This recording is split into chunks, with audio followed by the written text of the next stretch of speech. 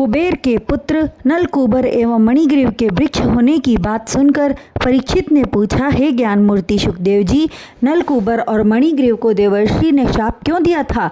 श्री सुखदेव जी बोले, हे राजन, कुबेर के ये दोनों पुत्र रुद्र भगवान शिव जी के भक्त थे, यक्ष थे और इंद्र के कोषाध्यक्ष भी थे।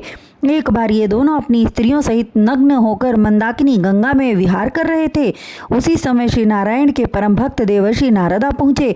स्त्रियों ने देवर्षि को देखकर वस्त्रों से अपने अंगों को ढक लिया, किंतु नलकूबर और मणिग्रीव उन्हें देखकर भी पूर्वत नंगे शरीर जल में किलोल करते रहे। उन्हें ऐश्वर्य मद में चूर देखकर नारद जी बोले, अरे दुष्टों, तुम दोनों ऐश्वर्य के मद में जड़वत हो गए हो, तुम्हें अहंकार हो गया है, अतः तुम दोनों जड़ वृक्ष हो जाओ।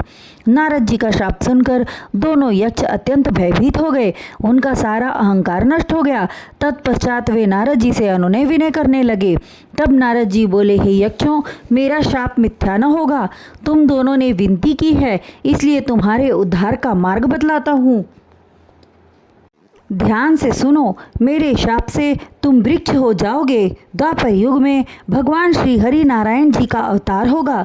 उस समय उनका नाम श्री कृष्ण जी होगा। जब वे गोकुल में पहुंचकर नंद यशोदा को अपनी बाल लीला दिखाएंगे, उस समय तुम्हें मेरे शाप से मुक्ति मिलेगी। यह कहकर नारद जी श्रीमन नारायण जी का भजन गाते हुए वहां से चले गए।